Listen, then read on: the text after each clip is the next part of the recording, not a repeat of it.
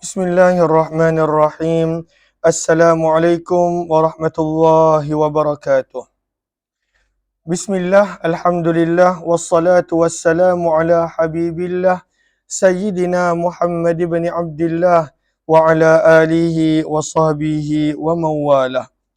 Subhanaka la ilma lana illa ma 'allamtana innaka antal alimul hakim. Wala haula wala quwwata illa billahil aliyyil azim. Allahumma rabbi syrah lana sudurana wa yassir lana umurana wahlul 'uqdatam min alsinatina yafqahu aqwalana. Allahumma faqqihna fid din wa 'allimna at-ta'wil birahmatika ya rabbal alamin. Walhamdulillahi Rabbil Alamin. Alhamdulillah thumma alhamdulillah. Kita bertemu kembali di dalam pembacaan hadis kitab Sunan Tirmizi. Hadis-hadis yang telah dikumpulkan oleh Imam Abu Isa Muhammad bin Isa bin Saurah. Hampir lebih kurang 4,000 hadis yang beliau telah kumpulkan. Ahlan-ahlan kepada sahabat-sahabat yang berada di ruang komen di Facebook, Adlin Maira, Fatimah Samsuddin, Ayu Hafiz, dan kemudian di ruangan TikTok Fatimah Az-Zahra, Yan Suen, kemudian Haifa dan juga semua sahabat-sahabat yang lain. Pada siri di antara Maghrib dan Isyak ini, siri yang ke-240, kita telah masuk pada ayat-ayat berkenaan tentang tafsir surah Al-Waqi'ah, tafsir suratul Waqi'ah. Dan kita telah tiba pada riwayat 316 ayat surah yang ke-35 daripada suratul Waqi'ah. Jom kita lihat sanad dan kemudian kita perhatikan sabdaan baginda Nabi sallallahu alaihi wasallam tentang ayat ini.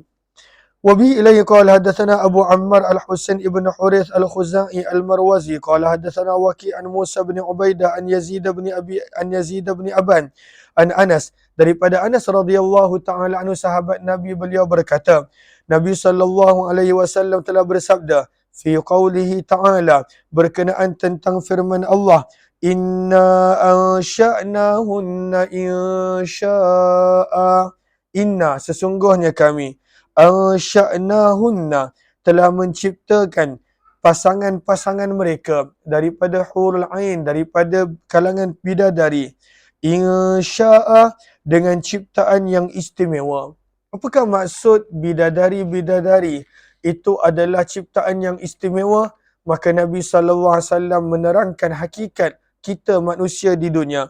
Sabda Nabi, inna minal munsya'atillahi, sesungguhnya wanita-wanita yang diciptakan ataupun manusia-manusia yang diciptakan di dunia pada waktu itu ajais, manusia di dunia akan menjadi tua, tetapi di syurga tidak ada tua, kebanyakannya pada usia 33 tahun.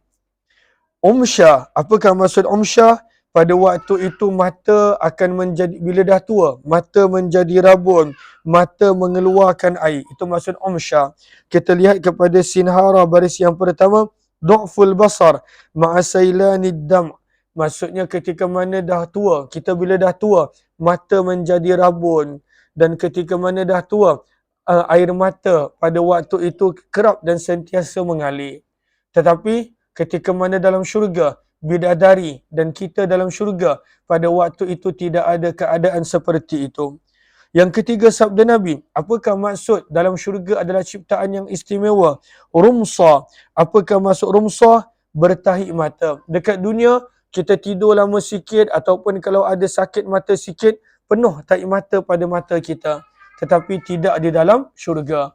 Maka sabda Nabi SAW, apakah maksud ciptaan yang istimewa? Tidak ada tua dalam syurga. Apakah maksud ciptaan yang istimewa dalam syurga? Tidak pada waktu itu mata menjadi rabun dan berair. Apakah maksud ciptaan yang istimewa? Tidak seperti dalam dunia, akan penuh tahi mata ketika mana tidur dan sebagainya. Maka itulah apa keadaan dalam syurga. Moga Allah golongkan kita di kalangan penghuni syurga yang masuk tanpa hisab dan perhitungan insya-Allah. Kata Imam Tirmizi, hadis ini adalah gharib, kami tidak mengetahuinya secara marfu' kecuali daripada hadis Musa bin Ubaidah. Wa Musa bin Ubaidah dan Musa bin Ubaidah serta Yazid bin Aban Ar-Rakashi, kedua-duanya idha'afani fil hadis, mereka didhaifkan di dalam periwayatan hadis. Kata Imam Tirmizi rahimahullahu taala. Riwayat yang seterusnya 3317 berkenaan tentang surah Al-Waqiah adalah antara surah-surah yang menjadikan Nabi sallallahu alaihi wasallam beruban. Wa bi ilaihi qala hadatsana Abu Quraib bin qala hadatsana Muawiyah bin Hisham an Syaiban an Abi Ishaq an Ikrimah an Ibn Abbas, daripada Abdullah bin Abbas radhiyallahu taala anhuma, beliau berkata, telah berkata Abu Bakar radhiyallahu taala anhu, apa kata Abu Bakar? Ya Rasulullah, wahai utusan Allah, qad syibta, engkau kelihatan beruban. Syibta maksudnya beruban. Walaupun uban Nabi tidak banyak. Nabi SAW wafat, kata para sahabat seperti Abdullah bin Umar, dalam keadaan uban pada kepala dan janggut Nabi kurang daripada 20 helai. Tak banyak uban pada baginda Nabi SAW. Maka kata Abu Bakar, wahai Rasulullah, engkau telah beruban. Maka sabda baginda Nabi, syayyabatni, telah menjadikan aku beruban surah-surah berikut. Maka sabda Nabi, yang menjadikan aku beruban surah Hud, surah Al-Waqiah yang sedang kita berada pada sekarang ini, Al-Mursalat, Amma Yatasa'alun ataupun An-Naba, dan juga Idza Syamsu Kuwirat, surah At-Takwir. Dalam riwayat yang lain ada penambahan beberapa surah lagi. Maka mengapakah surah-surah ini menjadikan baginda Nabi SAW beruban walaupun uban baginda tidak banyak? Maka lihat kepada sinhara pada baris yang kedua, kata para ulama, bima fiha min ahwali yaumil qiyamah, kerana pada surah-surah ini membicarakan tentang kedahsyatan hari kiamat. Kemudian berkenaan pada waktu itu keadaan-keadaan yang telah berlaku pada umat yang terdahulu, maka ini menjadikan Nabi SAW risau terhadap umat baginda. Nabi tak risau tentang diri baginda, sebab Nabi baginda adalah orang yang pertama masuk ke syurga. Tapi sayangnya baginda kepada umat baginda menjadikan baginda Nabi SAW risau sehingga beruban rambut baginda SAW. Kata Imam Tirmizi, hadis ini adalah hasan gharib. Kami tidak mengetahuinya daripada hadis Abdullah bin Abbas kecuali daripada sudut ini. Warawa, dan Ali ibn Salih telah meriwayatkan hadis ini daripada Abu Ishaq, daripada Abu Juhaifah, riwayat yang seumpama ini. Wa qadaruya, dan sungguh telah diriwayatkan daripada Abu Ishaq, daripada Abu Maisarah, syai'un, sesuatu seperti ini, min hadza mursal, namun secara mursal, bukanlah secara marfu'. Mursal maksudnya pada waktu itu tabi'in tidak menyebut nama sahabat dan terus menyebut daripada baginda Nabi. Marfu' maksudnya hadis tersebut sampai kepada baginda Nabi sallallahu alaihi wasallam. Kita mula masuk pada surah yang baru. Maka Imam Tirmizi mula membawakan hadis-hadis berkenaan tentang suratul Hadid. Masya-Allah, tabarakallah. Terima kasih banyak-banyak. Jazakumullah khairah Village Boy. Semoga Allah balas dengan sebaik kebaikan dan ganjaran. Terima kasih banyak-banyak. Lalu kita dah mula masuk pada surah yang baru, iaitu suratul Hadid. Mengikut turutan, suratul Hadid adalah surah yang ke-57. Kita mula masuk pada surah yang ke-57, suratul Hadid. Maka dibawakan beberapa riwayat berkenaan tentang ayat-ayat yang ada di dalam suratul Hadid. Riwayat 3318. Riwayat 3318, apabila pada ayat yang pertama Allah berfirman, Sabbahalillah, bertasbih memuji Allah segala apa yang berada di langit dan bumi. Wa huwal azizul hakim, dan Allah zat yang maha perkasa lagi maha bijaksana. Lahu mulkus samawati wal ard, pada ayat yang kedua, milik Allah sahajalah kerajaan langit dan bumi. Maka berapakah jarak daripada satu langit ke satu langit? Berapakah jarak daripada satu langit ke langit berikutnya? Maka dibawakan riwayat 3318. Wa bi ilayhi qala hadatsana Abd ibn Humaid wa ghairu wahid al-ma'na wahidun qalu hadatsana Yunus ibn Muhammad qala hadatsana Syaiban ibn Abdurrahman an Qatadah qala Haddatsal Hasanu an Abi Hurairah, daripada Abu Hurairah radhiyallahu taala anhu, beliau berkata, bainama Nabiyullah jalisun wa ashabuhu, ketika mana baginda Nabi sallallahu alaihi wasallam telah duduk bersama dengan para sahabat baginda radhiyallahu anhum, idz ata alaihim sahab, maka tiba-tiba pada waktu itu datang ke arah mereka awan. Nabi SAW seorang yang kerap mengajar kepada para sahabat untuk mengambil pengajaran daripada segala perkara yang berlaku. Awan datang, Nabi SAW tanya. Ketika mana melewati pernah satu ketika dalam hadis yang lain, ada bangkai kambing. Nabi tanya, ada tak orang yang nakkan bangkai kambing ini percuma? Lalu Nabi SAW sentiasa mendidik para sahabat dengan sesuatu perkara yang berlaku secara realiti berhampiran dengan mereka. Maka pada waktu itu datang awan berhampiran mereka. Maka Nabi SAW bertanya, tengok cara Nabi mengajar. Bagaimana Nabi bertanya? Hal tadruna ma hadha? Adakah kamu tahu apakah ini? Semestinya semua orang tahu ini awan. Tapi ini cara Nabi nak menarik perhatian. Cara Nabi SAW mendidik. Cara Nabi SAW berkomunikasi dengan setiap lapisan para sahabat yang daripada latar belakang yang pelbagai. Maka Nabi bertanya, adakah kamu tahu apa ini? Mereka menjawab, Allah wa Rasuluhu a'lam. Ini adalah akhlak para sahabat. Mereka sentiasa mengembalikan pengetahuan kepada Allah dan Rasul. Mereka berkata, Allah dan Rasul lebih mengetahui. Qal, maka sabda Nabi, hadzal anan, ini adalah awan. Ini adalah awan. Anan maksudnya awan. Hadhihi rawayal ard, ini adalah awan yang membawa, rawaya maksudnya hawamil, yang membawa untuk menyirami bumi dengan air. Siapakah yang menggerakkan awan untuk menurunkan hujan di mana?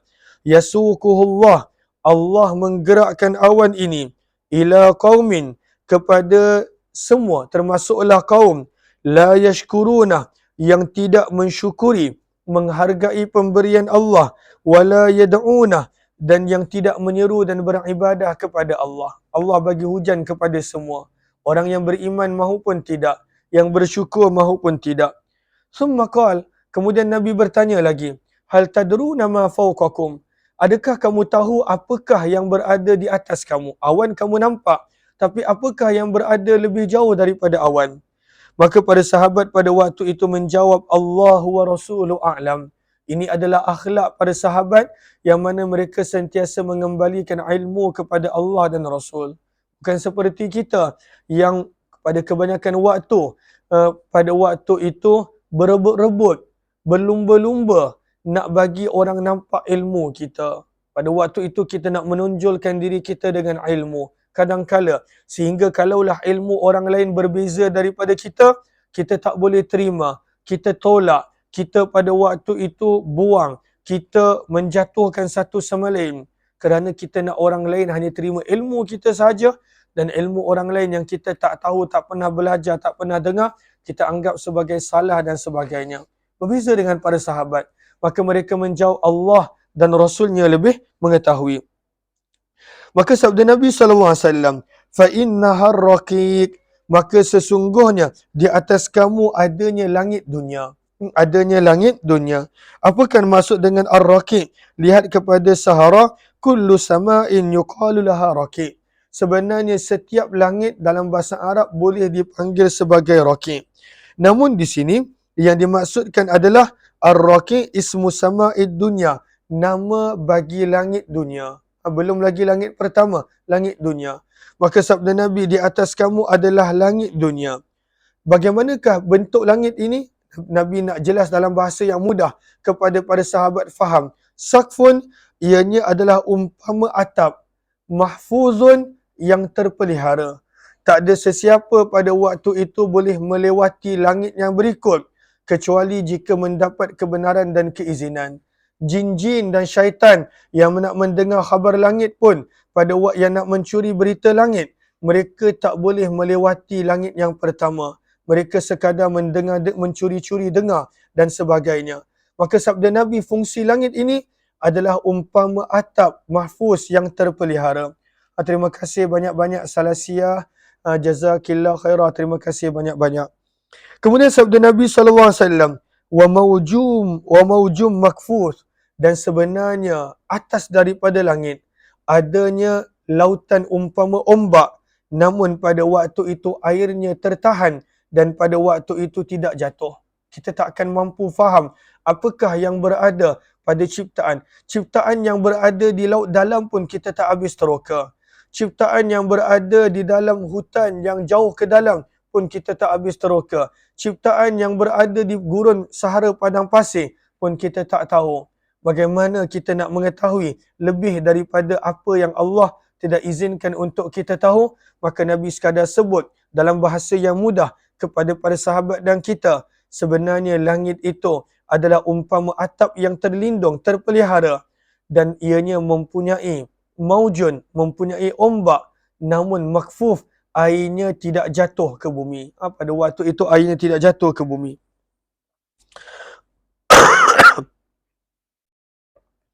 Ataupun sebahagian para ulama menyebut maujum makfuf, yang mana maksud daripada ini bukanlah air, tetapi maksudnya adalah seperti mana pada waktu itu Allahumma salli ala sayyidina Muhammad, ianya adalah umpama ombak yang pada waktu itu tidak jatuh, makfuf, tertahan. Sebab itu pada sinhara disebut Allah menjaga langit walaupun tanpa tiang, walaupun tidak bergantung dengan apa-apa. Wahia mu'allaqatun bila amad, bila umud, ianya pada waktu itu adalah makhluk ciptaan Allah yang tergantung tanpa ada tiang. Maka maksud maujum makfuf adalah ciptaan Allah. Langit adalah ciptaan Allah yang tidak mempunyai tiang, namun pada waktu itu tidak jatuh. Ianya adalah maujum makfuf, satu ciptaan Allah yang tertahan daripada jatuh. Kemudian Nabi bersabda lagi, adakah kamu tahu berapakah jarak di antara kamu dan langit dunia? Berapa jarak antara kamu dengan langit dunia? Maka para sahabat menjawab, hanya Allah dan Rasulnya lebih mengetahui. Sabda Nabi, jarak di antara kamu dan langit dunia, khamsu mi'ati sanah, perjalanan 500 tahun. Maka sebenarnya yang mana kita tembus kepada bulan, kepada apa, itu belum lagi langit dunia.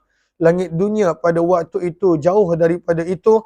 Kalaulah kita lihat pun pada waktu itu orbit yang kita berada, planet yang kita berada, galaksi yang pelbagai, sebenarnya pada waktu itu manusia tak akan pernah habis teroka.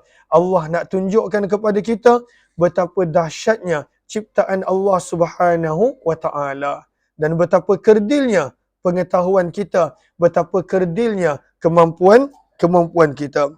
Kemudian sabda baginda Nabi, adakah kamu tahu apakah yang berada di atas langit dunia? Para sahabat menjawab, Allah dan Rasulnya lebih mengetahui. Sabda Nabi, fa inna fawqa dhalika sama'ain. Maka di atas langit dunia ada langit yang lain. Nabi bertanya, dan Nabi bersabda, ma bainahuma, jarak di antara setiap langit juga adalah masiratu khamsi mi'ati am, jarak perjalanan 500 tahun. Kemudian kata perawi, Nabi hatta adda, Nabi telah mengira hingga 7 petala langit. Setiap satu langit antara satu sama lain, jaraknya adalah 500 tahun perjalanan. Kemudian sabda baginda Nabi SAW, ma baina kulli sama'ain, ma baina as-sama'i wal ard. Jarak di antara satu langit ke langit yang berikut adalah sama jarak seperti di antara bumi dengan langit. Kemudian Nabi bersabda, adakah kamu tahu apakah yang berada di atas langit yang ketujuh?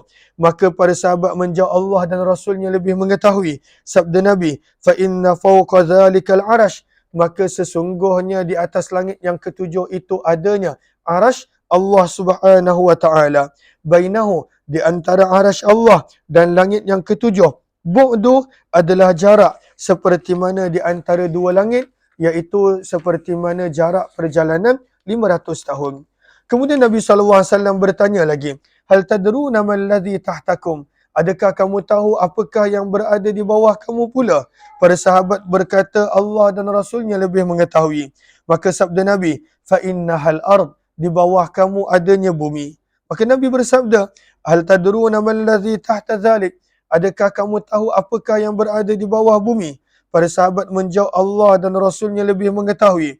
Maka sabda Nabi, fa inna tahtaha ardan ukhra. Di bawah lapisan pertama bumi ada lapisan yang kedua. Jarak di antara keduanya sama, masiratu khamsi mi'ati sanah, perjalanan 500 tahun. Kemudian Nabi mengira hatta adda sab'a aradin, sehingga cukup 7 petala bumi.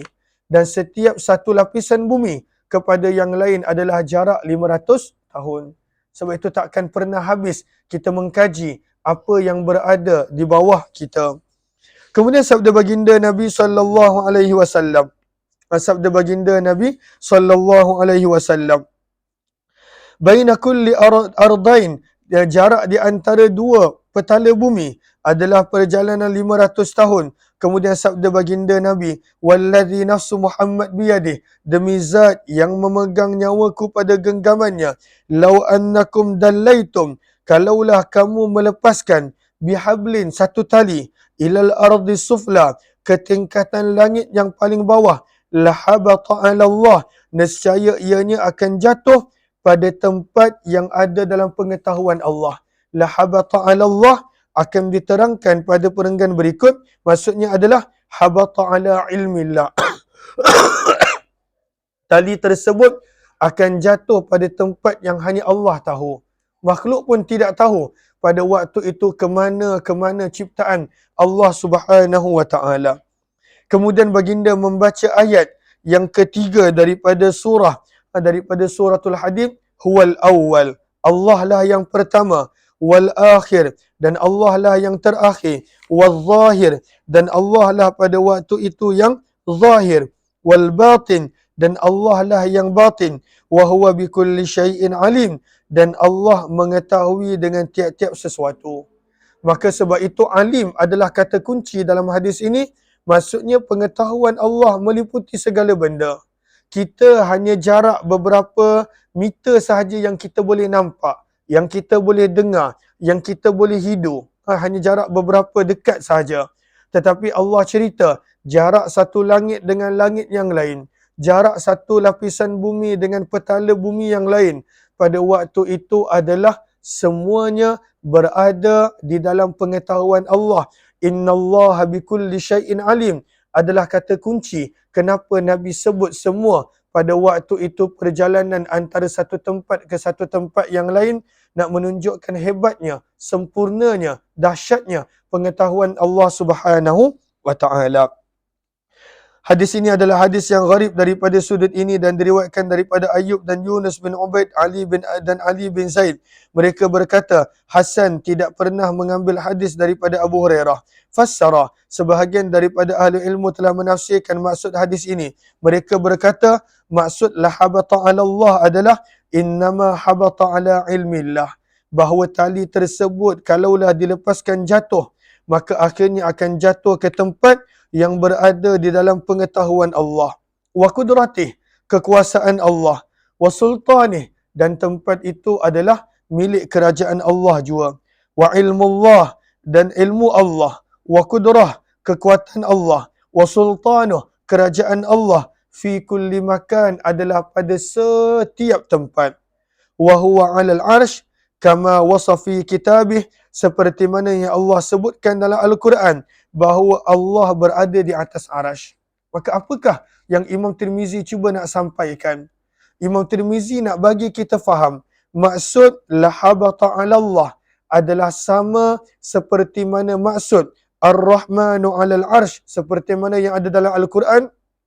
Maksudnya adalah pengetahuan tersebut hanya diketahui oleh Allah Subhanahu wa ta'ala, tanpa memerlukan kepada takwilan, tanpa memerlukan pada waktu itu kepada pencarian makna. Sebab itu Imam Tirmizi bawakan untuk bagi faham seperti mana perkataan Allah alal arsh pada waktu itu diserahkan maksudnya kepada Allah dan memberi pemahaman kekuasaan, memberi pemahaman bukanlah seperti mana terjemahan perkata. Maka begitulah juga maksud la habata 'ala Allah adalah ilmu, adalah pengetahuan Allah dan sebagainya. Riwayat yang ke-3319, kita mula masuk pada suratul Mujadalah. Riwayat ni panjang, kita tak akan sempat habis. Kita sambung pada siri yang berikutnya insya-Allah. Terima kasih pada semua yang bersama. Moga-moga ada manfaat dan kebaikan. Kita jumpa lagi. Wabillahi taufiq wal hidayah. Assalamualaikum warahmatullahi wabarakatuh. Jazakumullah khairan.